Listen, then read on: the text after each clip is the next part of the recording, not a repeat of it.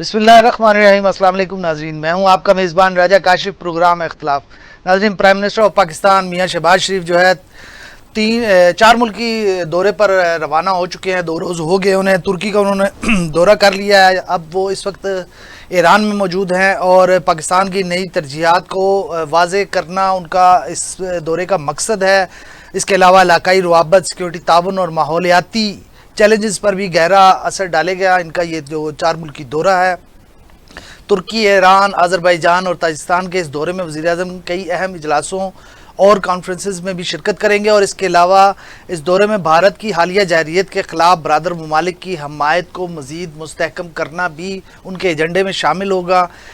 क्या तजारती और दफाई मैदानों में कोई नए मुआहदे मुतवक्का हैं और क्या ये दौरा पाकिस्तान के सफारती तन्हाई के तासुर को ज़ाइल कर सकेगा? हम इन तमाम पहलुओं का जायज़ा लेंगे आज के इस प्रोग्राम में और ये समझने की कोशिश करेंगे कि मौसमियाती तब्दीली जैसे आलमी मसाइल पर पाकिस्तान किस तरह अपनी आवाज़ बुलंद कर रहा है। आज के हमारे जो मेहमान हैं, सीनियर सहाफ़ी हैं अस्मा नवाज़, इसके अलावा हमारे सीनियर पार्लिमानी रिपोर्टर हैं जनाब शहजाद हसन मिर्ज़ा साहब और तजियाकार हैं प्रोफेसर मोहम्मद एजाज़ बशीर साहब हमारे साथ मौजूद होंगे। अस्मा, सबसे पहले आपकी तरफ आऊँगा। पहला क्वेश्चन आपसे ही लूँगा कि जो प्राइम मिनिस्टर ऑफ पाकिस्तान ये 4 मुल्की दौरे पर रवाना हुए हैं। तुर्की हमने देखा 2 दिन रहे, बड़ा पुरतपाक उनका इस्तकबाल किया गया।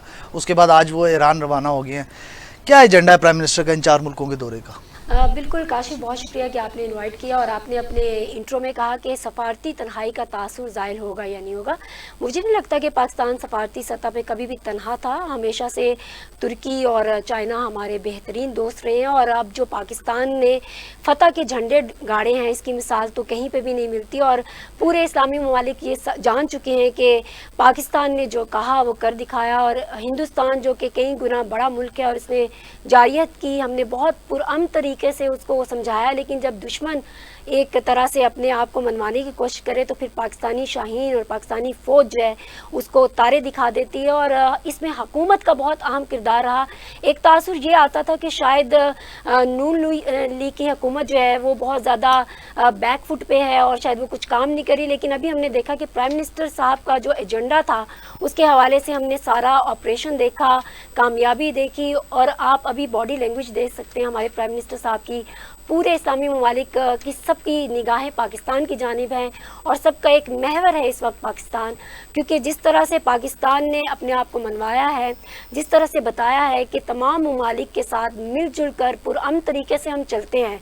लेकिन जिस वक्त कोई हमारे मुल्क की जानिब बुरी निगाह से देखता है तो हम आंखें नोच रखने की भी सलाहियत रखते हैं। आपने देखा कि तुर्की और ईरान और चाइना के साथ जिस तरह पहले हमारा एक मुआहदे होते रहे, अब इस तरह के दौरे के बाद हमें मज़ीद लगता है कि मुआशी तौर पर पाकिस्तान मज़ीद मुस्तहकम हुआ है। बाहर से जितने इन्वेस्टर हैं वो पाकिस्तान में ज़रूर इन्वेस्ट करेंगे। हमने देखा हमारी जो और चीज़ें हैं उसमें भी तरक्की की चीज़ें सामने नज़र आ रही हैं।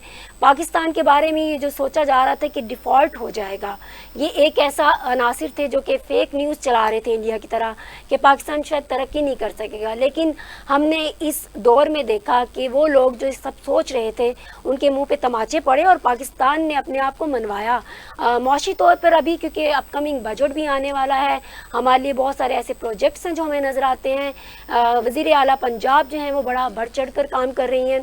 सिंध के हवाले से भी हमें लगता है और सबसे बड़ी खुश आइन बात हमें नज़र आई काशिफ साहब की तमाम जमातें इस वक्त यकजा हुई।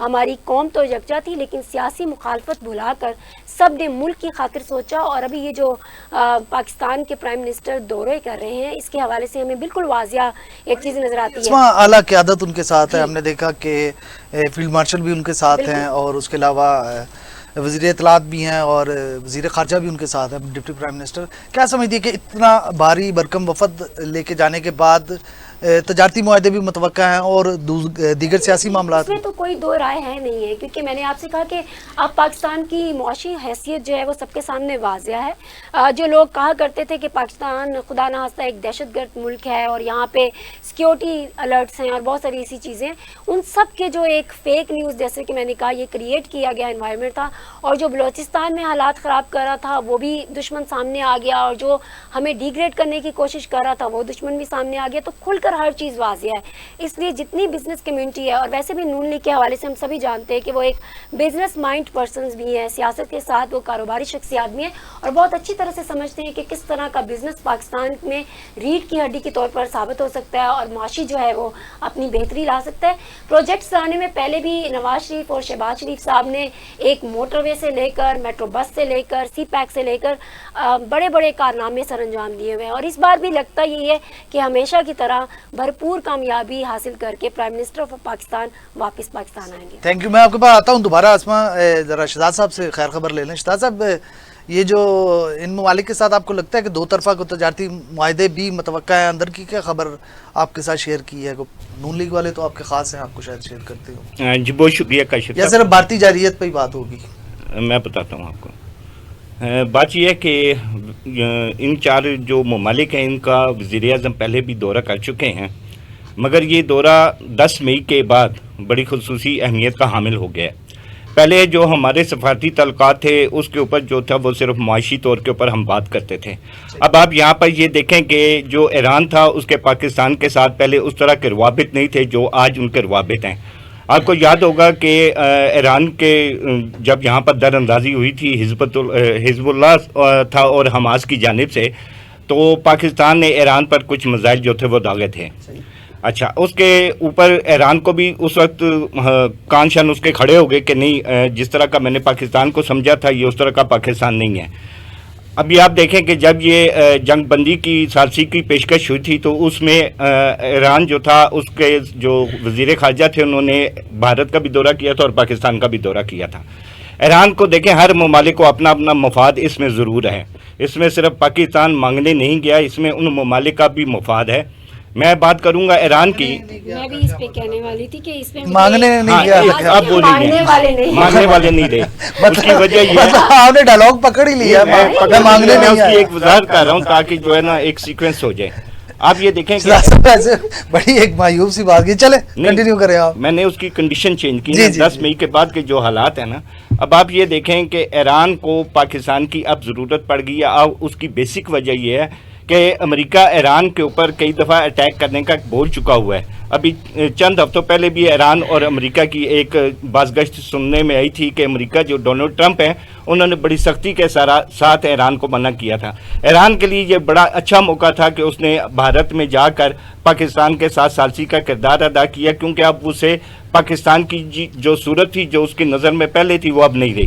ایران کے ساتھ تو یہ چیز ہوگی. اب آتے ہیں ترکیہ کے ساتھ. ترکی کے ساتھ ہمارے تعلقات برادرانہ تھے, شروع سے ہیں. اب اس کے ساتھ بہتری کیا آئی.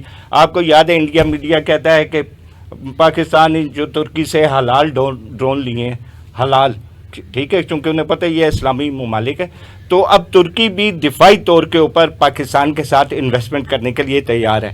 یہ جو دورہ وزیر اعظم کا یہ معاشی اپنی جگہ رہا, باقی چیزوں کے لحاظ سے اپنی جگہ رہا, لیکن یہ ایک خطے میں بہت بڑی چینج آنے والی ہے جس کی وجہ سے وہ وہاں پہ دورہ کیا انہوں نے ترکی کا. ترکی اپنا جو اب ڈیفنس لائن ہے اس کو بھی پاکستان کے ساتھ جوڑا ہے. نمبر 2. تیسری جگہ پہ ہم آ جاتے ہیں, ہمارے پاس ہے آذربائیجان.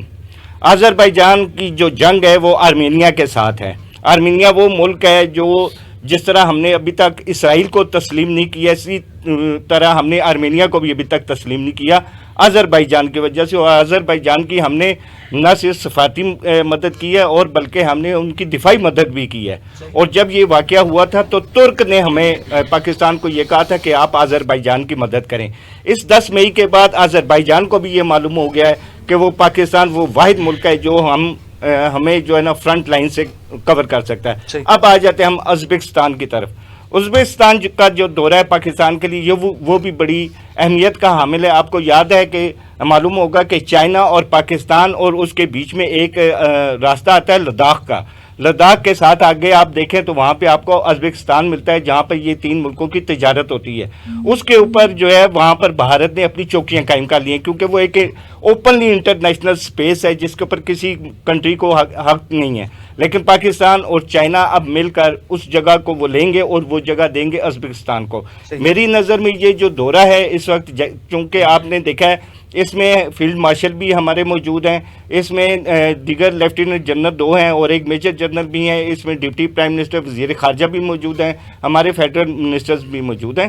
تو یہ جو اس وقت دورہ ہے یہ بہت بڑی چینج ہے ہماری ریاست کے لیے, کیونکہ ان کو جو پاکستان پہلا نظر آتا تھا وہ اب پاکستان بدلتے ہوئے حالات میں انہوں نے دیکھا ہے کہ پاکستان نے وہ کر دکھایا کہ جو ان کی سوچ بھی نہیں تھی. اب آپ یہ دیکھیں کہ چائنا, افغانستان اور پاکستان, یہ آپ کو معلوم ہے کہ چند دن پہلے وہاں پر وہ یہ میٹنگ ہو چکی ہوئی ہے اور انہوں نے جو افغانستان کو بھی اس میں شامل کر لیا اور افغانستان اب ہمارے سی پیک میں بھی شامل ہوگا. اور یہی جو ممالک ہیں ازبکستان, تاجکستان, ترکی اور ایران, یہ بھی ہماری سی پیک میں آ رہے ہیں. تو میں یہ سمجھتا ہوں کہ یہ دفاعی لحاظ سے آنے والے دنوں میں بہت بڑی چینج ہے, بہت بڑی چینج ہے. ٹھیک ہو گیا پروفیسر صاحب, یہ جو اسما نے بھی بتایا, شہزاد صاحب نے بھی بتایا, دفاعی حوالے سے بتایا, دیگر تعاون کے سفارتی حوالے سے آپ کیا سمجھتے ہیں ان دوروں کا پاکستان کو کیا فائدہ حاصل ہوگا؟ Thank you very much Kashif صاحب انوائٹنگ می شو اختلاف. آپ کو, آپ کی پوری ٹیم کا میں شکریہ ادا کرتا ہوں. ایک زبردست قسم کا موضوع آج یہاں پہ اپلائی ہے اور پورے پاکستان نہ صرف پوری دنیا کی نگاہیں اس دورے پہ مرکوز ہیں, کیونکہ یہ ایک دورہ صرف پہلے جو پاکستانی جو پرائم منسٹر سے ڈیلیگیشن جاتے تھے یہ اس کے اوپر بیس نہیں کرتا, بلکہ یہ اس کے اوپر بیس کرتا ہے جو انڈیا پاکستان کی حالیہ جو یہاں پہ کشیدگی ہوئی ہے اس کے بیس کرتا ہے. اس کے بعد سے جو پاکستان کا جو الحمدللہ امیج ہے پوری دنیا میں سب سے پہلے تو تھا ہی تھا, لیکن اب اس دورے کو ایک زبردست قسم کی کوریج حاصل ہے. اس کی جو بیسک وجہ وہ یہی ہے کہ پاکستان الحمدللہ اپنے آپ کو ڈیفینڈ کرنا جانتا ہے. پاکستان کے پاس ماشاءاللہ وہ تمام کے طور سے آلات موجود ہیں کہ پاکستان چاہے ملکی یا غیر ملکی جو بھی جارحیت ہوگی اس کے خلاف بہترین طریقے سے ان کو نبھانا جانتا ہے.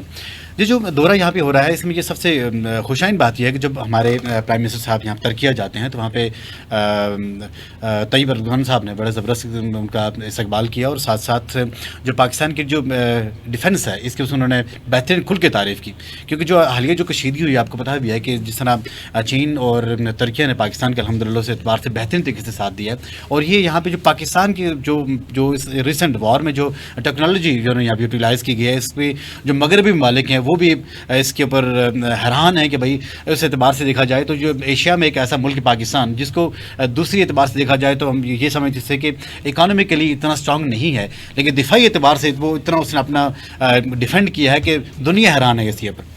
اب یہ جو دورہ ہے اس کو دو اینگل سے ہم لوگ یہاں پہ دیکھتے ہیں. سب سے پہلی بات یہ ہے کہ وہ تمام کے تمام ممالک جن میں جہاں پہ یہ دورہ ہو رہا ہے جس میں ہم نے دیکھا کہ ترکیہ ہے, جو ہماری ٹیکنالوجی ہے اسے ایکسچینج ہو رہا ہے وہاں پہ. اس سے پہلے یہ تھا کہ ہماری جو تجارتی بیسز کے اوپر ہم لوگ وہاں پہ جاتے تھے, ان کے ساتھ ہم لوگ وہاں پہ لین دین کرتے تھے, جو ہمارے ایکسپورٹ تھیں امپورٹ تھیں, لیکن اب ڈیفینس کی جو ہمارے پہ ایمینیشنز ہے وہ ڈیلز وہاں پہ ہو رہی ہیں, جو ٹیکنالوجی کراسنگ وہاں پہ ہو رہی ہے. ان کو پتہ چل گیا کہ جو پاکستان کے ہاتھ میں جو اس وقت جو یہاں پہ نیوکلیئر پاور ہونے کے ساتھ جو ٹیکنالوجی ان کے ہاتھ آئی ہے یہ دنیا کی کسی اور ملک کے پاس ہو ہی نہیں سکتی. اگر ہے بھی تو اس کو چلانا نہیں جانتے, لیکن پاکستان کو وہاں پہ چلا کے دکھا دیا کہ انڈیا جو اس ایریا میں جو آپ کے سب کانٹیننٹ میں چودھری بنا پھرتا تھا اس کا یہ تھا کہ بھائی مجھے للکارے والا نہیں ہے, اب وہی انڈیا بھیگی بلی بن کے آپ کے سامنے آ رہا ہے. اور جو ان کی جو چہمہ گوئیاں شروع ہیں ان کے ایوانوں میں وہ اس چیز کو لے کے آپ دیکھیں کہ جو آج کل اس دورے پہ جو انڈیا میڈیا کیا ان کے اوپر کیا سٹانس رکھ رہا ہے وہ یہی ہے کہ پاکستان لابنگ کر رہا ہے مستقبل کے لیے, اپنے ریجن کے لیے اسٹرانگ ہونے کے لیے پاکستان لابنگ کر رہا ہے. اس سے پہلے ہم نے یہ دیکھا کہ پاکستان کے ساتھ جو باقی ممالک تھے تو لیکن کچھ یہ بھی تھا کہ پاکستان کو انڈیا تنہا کر دے گا, انڈیا کی سوچ تھی. لیکن اس دورے میں اس چیز کو واش کر دیا کہ جو انڈیا جو سوچ رہا تھا وہ اس کے برعکس ہو گیا ہے. اب جو دنیا پاکستان کے ساتھ ڈیل کر رہی ہے, ایمونیشن میں ڈیل کر رہی ہے, جو ٹیکنالوجی میں ڈیل کر رہی ہے, جنگی آلات میں ڈیل کر رہی ہے, پاکستان کے ساتھ جو امپورٹ ایکسپورٹ میں ڈیل کر رہی ہے, جو اس سے پہلے والا جو پاکستان تھا دنیا میں اس کا امیج ہے وہ والا پاکستان بھی ہے. اسٹائل کچھ اور ہو گیا, دنیا بہت زیادہ ہو گیا. اب لوگ خوشی سے پاکستان طرف ہاتھ ملا رہے ہیں, وہ دعوت دے رہے ہیں. آپ کیا سمجھتے ہیں کہ پاکستان خود یہاں پہ چل کے گیا ایسا نہیں ہے, ان لوگوں نے انوائٹ کیا. ابھی آپ یہ دیکھیں کہ اس کے بعد جو باقی جو فردر جو کنٹریز ہیں بات ہے کہ پرائم منسٹر کی باڈی لینگویج ہی چینج ہو گئی ہے. سر آف کورس جب آپ یہاں پہ فاتح کی حیثیت سے جاتے, سلطان فاتح کا آپ نے اس دور میں پڑھا ہوگا کہ جب وہ اپنے ملک میں داخل ہوا تھا تو وہ جو اس ملک کے جو شہنشاہ تھے اس نے کہا کہ آپ ہمیں فتح تو کریں گے, لیکن کیا یہ اچھی بات نہیں ہے کہ ہم سب سے پہلے ہتھیار کیوں نہ ڈال دیں آپ کے قدموں میں. تو یہ فاتحانہ انداز اس وقت ہوتا ہے جب انسان اپنے کالر کو پریس کرتے ہوئے اپنی باڈی لینگویج کے ساتھ جاتا ہے تو پھر لوگ آپ سے ہاتھ ملاتے ہوئے فخر محسوس महसूस करते हैं। यही बात है कि जो दौरा है इसको सिर्फ यहाँ पे इंटरनेशनली जब हम ये देखते हैं कि हमारे जो स्वार्थी महाज के ऊपर जो हमारी कामयाबी नहीं है, बल्कि इसके साथ साथ यहाँ पे इंटरनेशनली हम देखें इसको बड़ी ज़बरदस्त किस्म की रिकग्निशन मिली हुई है। और साथ इंडिया के जो ऐवानों में जो आजकल यहाँ पे जो आग लगी हुई है, वो आग क्या लगी हुई है, क्योंकि इंडिया को जो खतरा है कि जो इंडिया जो अभी जो सीज़ फायर के बाद भी इंडिया की तरफ से जो इंडिया की जहाँ पे वज़ीर दिफा हैं और उसके साथ साथ जो उनके army chief of army staff हैं, जब को हरा होता है तो वो ऐसे बयान देता है कि भाई हम देख लेंगे, हम बदला ले लेंगे। भाई आप एक दफ़ा फिर आ जाओ, जैसे हमारे DG ISPR ने जो उन्होंने प्रेस कॉन्फ्रेंस की, एक दफ़ा फिर शौक पूरा कर लो। यही बात है कि जब पाकिस्तान को वो अकेला करना चाहते थे, और आज ये देखें कि आज इंडिया पूरे दुनिया में अकेला होकर रह गया है। आज देखें कि जो पे अरब कंट्रीज़ हैं उनके साथ जो भारत जो पहले जो एक मरासिम था वो अलग। थोड़ा सा इधर मैं आपको मेरा शायद कन्फ्लिक्ट हो, मैं थोड़ा इस पे मैं आता हूँ दोबारा आपकी तरफ भी। ज़रा आसमा से आपका पॉइंट ऑफ व्यू आ गया, आसमा से पूछा। आसमा, भारत ने अपना एक वफद भेजा है अमेरिका में इसी कंट्रोवर्सी की सूरत हाल में, तो भारत, हम अगले सेगमेंट में बात करेंगे भारत की तैयारियों के हवाले से मजीद वो क्या कर रहे हैं, लेकिन बड़ा इंपॉर्टेंट क्वेश्चन है कि ये पाकिस्तान ने अभी तक यूरोपी साइड पे या अमेरिकन साइड पे अपने वफद क्यों नहीं भेजे, जिस तरीके से हम गल्फ और बाकी रीजन में हम अपनी चीज़ें भेज रहे हैं, वो लोग भेज रहे हैं। बिल्कुल, डोनाल्ड ट्रंप का एक बयान आपने सुना होगा कि पाकिस्तानी कौम और उसके लीडर अजीम हैं, बिना वफ्द के गए उन्होंने हमारी कारकर्दगी के बाद ये सब बात की है। जिस तरह अभी इन्होंने हवाला दिया, DG ISPR ने कहा कि अगर हिंदुस्तान हमारा पानी बंद करेगा तो हम उनकी सांसें बंद कर देंगे। तो जब हम इस पॉइंट पे आ चुके हैं तो मेरे ख्याल से अभी हमें वफ्द भेजने की ज़रूरत पेश नहीं आ रही। लेकिन जी, अहमद शरीफ साहब बड़े जी मोटिवेशन हैं बच्चों के लिए, स्पेशली यूथ के लिए। सबसे बड़ी बात है कि पाकिस्तान को अंदरूनी जो खतरात थे उनको 9 मई को कुचला गया, और फिर बैरूनी ख़तरात को 10 मई को हम कामयाबी से कुचलने में कामयाब रहे। क्योंकि जब आपके गद्दार मारे जाते हैं तो फिर आपकी कामयाबी जो है वो कदम चूमती है। जिस तरह से पाकिस्तान को कमज़ोर करने की कोशिश की जा रही थी, चाहे वो किसी जमात का बैकग्राउंड पे जाके किसी एक लीडर को सामने फ्रंट पे लाकर या किसी एजेंडे के तौर पर किया जाता, लेकिन अब वाज़िया तौर पे 10 मई को तमाम कौम ने ये बता दिया है कि पाकिस्तान के हवाले से कोई भी इस किस्म का गद्दार अगर मुल्क में होगा तो उसके लिए भी रहम नहीं है, और बैरूनी मामलात में भी अगर कोई दुश्मन आएगा तो उसके लिए भी रहम की गुंजाइश नहीं। तो वक्त के हवाले से आपने कहा, अब उसके बारे में भी prime minister step by step जो है इस पे काम करेंगे। 28 मई आने वाला है, यौम तकबीर आने वाला है, हम एटमी कुव्वत हैं, और इससे पहले भी पूरे पाकिस्तान के लोग ये जानते थे कि तमाम ममालिक, इस्लामी ममालिक हमारी जानिब देखते हैं, और ये एक सवाल उठता था कि हम एटमी कुव्वत होने के बावजूद इसका इस्तेमाल क्यों नहीं करते। लेकिन इसके हवाले से कौम को भी जवाब मिल चुका है कि हमारे जो भी सिपा सालार हैं वो हमेशा ये सोचते हैं कि आम इंसानों की जान जो है वो इंसानियत से बढ़कर कुछ नहीं। इसलिए एटमी कुव्वत होने का मकसद ये नहीं कि आप आम इंसानों को भी उसमें ख़त्म करें। इस बार भी इस ऑपरेशन बुनियानुल मखसूस में उन्होंने बहुत तरीके से, बहुत प्लानिंग के साथ जो है वो टारगेट कैलकुलेटेड करके, और जो दुश्मन है उसने तो मासूम बच्चों की जानें लेने की कोशिश की, लेकिन हमारे सिपा सालार ने और हमारी पूरी फ़ौज ने, शाहीनों ने जो है वो बिल्कुल एक प्लानिंग के तहत काम किया। क्योंकि मेरे फादर खुद एयरफोर्स में रहे हैं, तो मैंने बचपन से इस फोर्सेस को देखा है और हमारी मोहब्बत है पहली शाहीन जो है हमारे। लेकिन उसमें हमने ये भी देखा कि इस बार पाकिस्तानी कौम ने जो एक एजेंडा तैयार किया जाता था, एक फेक न्यूज़ का यहाँ पे भी एक एलिमेंट चल रहा था, और एक ऐसा इदारा चल रहा था जो कि पाकिस्तान के लोगों को डिवाइड करने की कोशिश कर रहा था। लेकिन इस ऑपरेशन में 10 मई को ये वाज़िया हो गया, और जो बैरून ममालिक हैं उनको भी वाज़िया हो गया कि पाकिस्तानी कौम के जो नौजवान हैं उनकी जो भी माइंड सेट तैयार किया जा रहा था, लेकिन अपने वतन के हवाले से वो बिल्कुल क्लियर कट है कि अपने मुल्क को किसी कीमत पे भी उसका सौदा नहीं करेंगे, चाहे वो बलोची हो, चाहे वो सिंधी हो, चाहे वो पंजाबी हो, चाहे वो पठान हो, हम पाकिस्तानी हैं।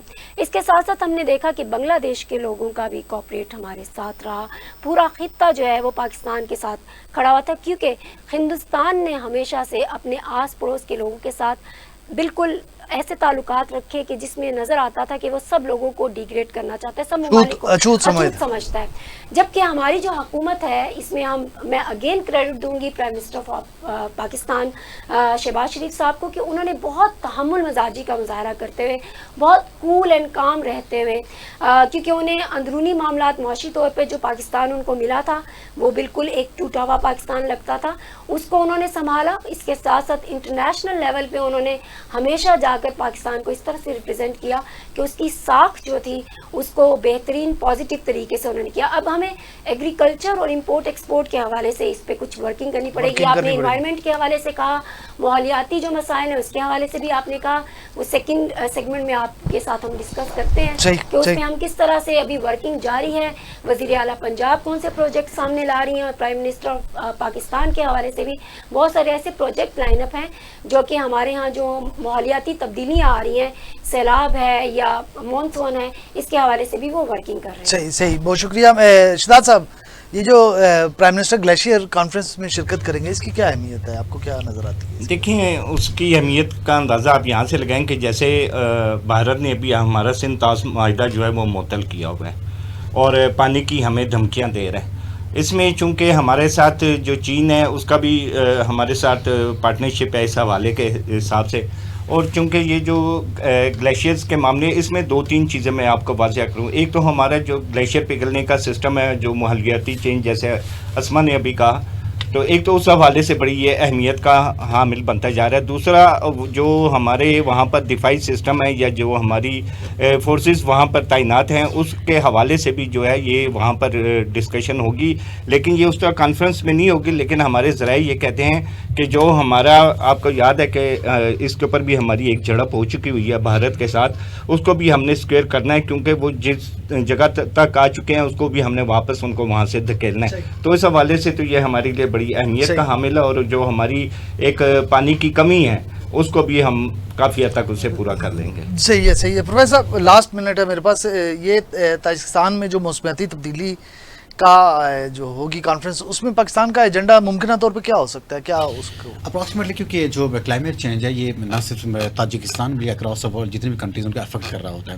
تو پاکستان آپ کو یہ پتا ہے کہ سال میں تو 4 ویدر سیزن ہوتے ہیں, لیکن جو موسٹ جو افیکٹڈ جو سیزن ہوتا ہے جو ہمارا مونسون کا ہوتا ہے, جس میں آپ کو پتا کہ گلیشیئر پگھلتے ہیں, اس کے بعد یہاں پہ جو میدانی ایریاز ہوتے ہیں وہاں پہ فلڈ کا سین ہو جاتا ہے. جو وہاں پہ تو تاجک میں جو یہاں پہ کانفرنس ہونے جا رہی ہے, تو اس میں پاکستان جو اپنے خدشات وہاں پہ پیش کرے کہ بھائی پریکاشنر جو وہاں پہ ایسے کیا میجرز اٹھائے جائیں پاکستان کے لیے, تاکہ اس کی بہتری کے لیے یہاں پہ جو مزید اقدامات کیے جائیں, کیونکہ دنیا کی نگاہیں ابھی پاکستان کے اوپر آف کورس مرکوز نہیں ہیں. اب جو پاکستان سٹانس وہاں پہ رکھے گا اس کو پہلے دنیا تو مانتی تھی, اب 100% شوق کے ساتھ اسے یہاں پہ مانا جائے گا.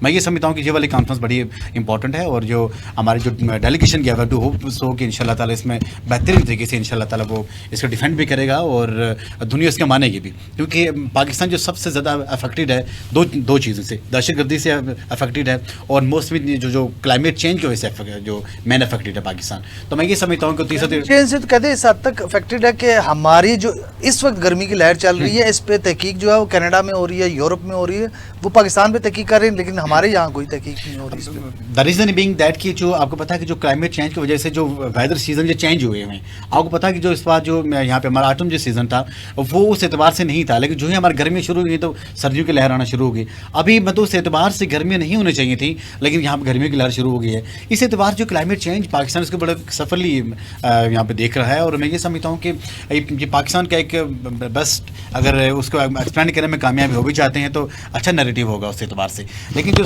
دکھ کی بات یہ ہے کہ یہاں جس طرح آپ نے بھی کہا کہ ہمارے یہاں ادارے تو بنائے جاتے ہیں, اور یہاں پہ گورننگ باڈیز تو یہاں پہ بنائی جاتی ہیں, لیکن ایکٹنگ کون کرے. تو اگر ایکٹنگ اس اعتبار سے نہیں چیکنگ بیلنس نہیں رکھیں گے, امپلیمنٹیشن نہیں کریں گے, تو پھر میرے خیال میں جو چیزیں ہم بناتے ہیں وہ اس اعتبار سے وینش ہی ہو جاتی ہیں. صحیح. مجھے یہاں پہ ایک بریک لینی ہے. بریک سے جب ہم واپس آئیں گے تو بات کریں گے بھارت کے جنگی جنون پر, کہ بھارت کے سر پر ابھی تک جنگی جنون سوار ہے, اور وہ اس کے میڈیا سے آوازیں آ رہی ہیں, اس کے لوگوں سے آوازیں آ رہی ہیں کہ ہمارا آپریشن سندور ابھی ختم نہیں ہوا, اس کو ہم نے پاز کیا ہے, دوبارہ ہم واپس آئیں گے اور بات کریں گے ممکنہ بجٹ 2025-26 کے حوالے سے, کہ اس میں کیا عوام کو فیسیلیٹیٹ کیا جائے گا, کس طرح کا بجٹ آئے گا, کیسے منصوبے ہوں گے, کس کو سب سے زیادہ بجٹ دیا جائے گا, کیا چیز پریفرنس ہوگی ان کی حکومت کی. ان تمام چیزوں پر بات کریں گے, لیکن ایک شارٹ بریک کے بعد.